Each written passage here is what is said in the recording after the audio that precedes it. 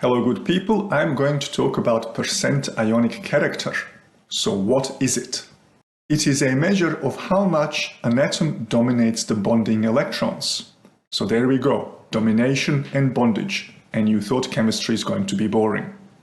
In the past, I spoke about ionic bonds, bonds between metals and non-metals, and covalent bonds, bonds between non-metals.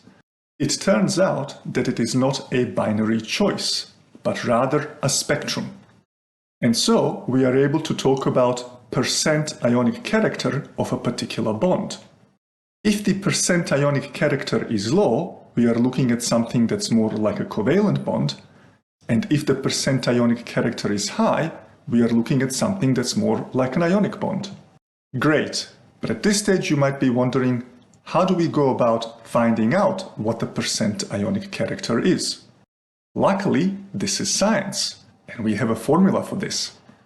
A lot is going on in this formula, so let me unpack it a bit. The percent IC stands for percent ionic character, that is what we are trying to calculate. E is the Euler's number.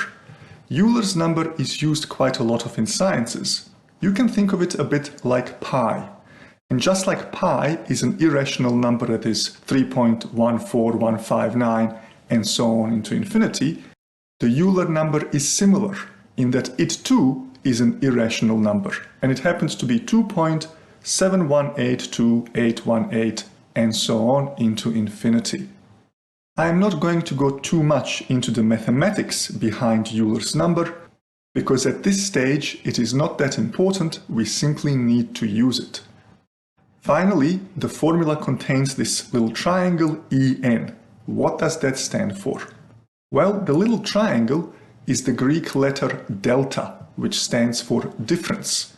Capital En stands for electronegativity. So this can be read as delta En or the electronegativity difference. Let me do two examples. I'm going to calculate the percent ionic character of hydrogen chloride, HCl. The first step in this calculation is to calculate the delta En. How do I go about that? Well, I use the electronegativity table.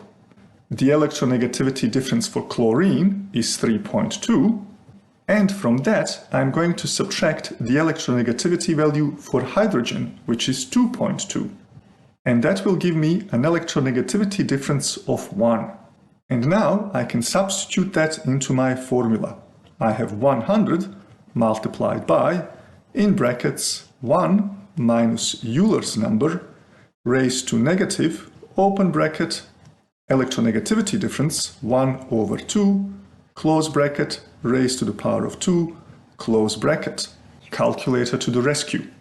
So I'm going to type in 100 multiplied by, open bracket, 1 minus, and now to get to Euler's number, I press the alpha button and this little times 10 to the power of x button.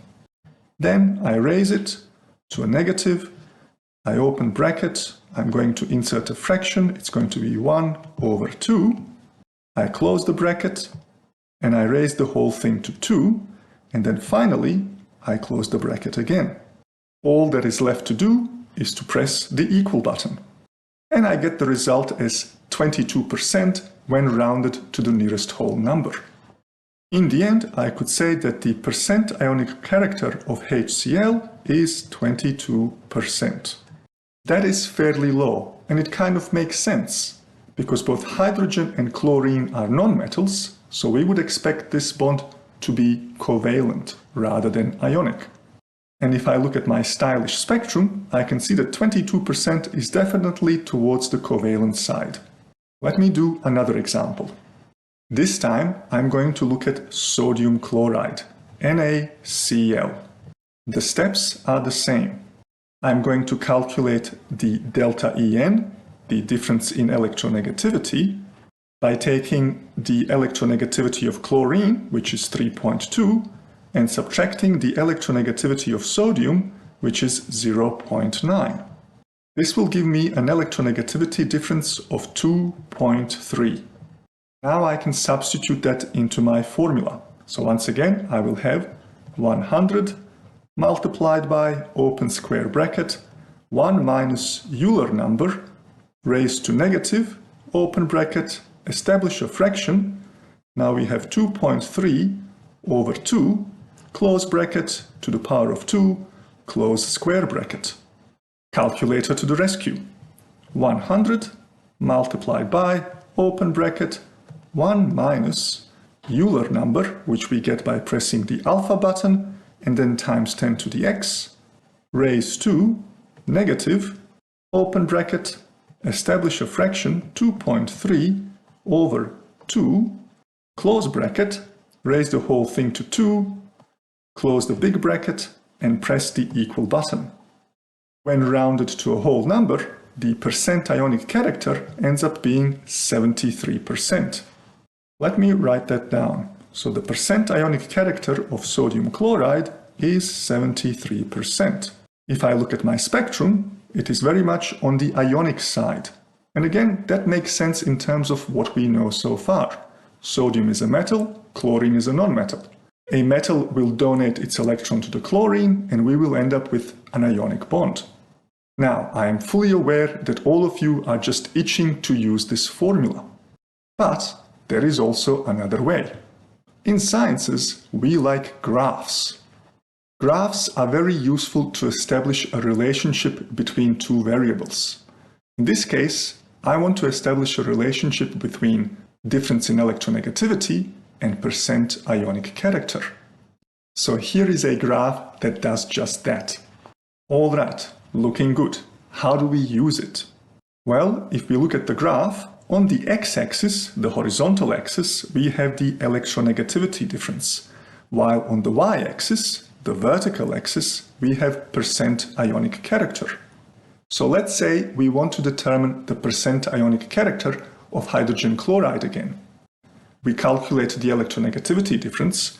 It was 1. We go up and we look where we hit our little graph. If I now go across, I can read it as approximately 22%. In a similar fashion, if I wanted to determine the percent ionic character of sodium chloride, I calculate the electronegativity difference. It was 2.3. So I find 2.3, which is here. I go all the way up and then across, and it looks like about 73 or 74%. Fantastic. But aside from graphs, another thing that we really like in sciences are tables. So let me bring one in. So now, rather than calculating percent ionic characters and looking up graphs, we can simply use this table. I have calculated the electronegativity difference for hydrogen chloride to be 1, and then I look for the percent ionic character value, and it is 22%. In a similar fashion, we've calculated the electronegativity difference for sodium chloride as 2.3. I look down and it's telling me that the percent ionic character is 73. At this stage, you might be wondering, why did I not just show you this table at the start? True, I could have led with this table, but then you would have missed the joy of all of that mathematics earlier. That is all for now, and I will see you on the flip side.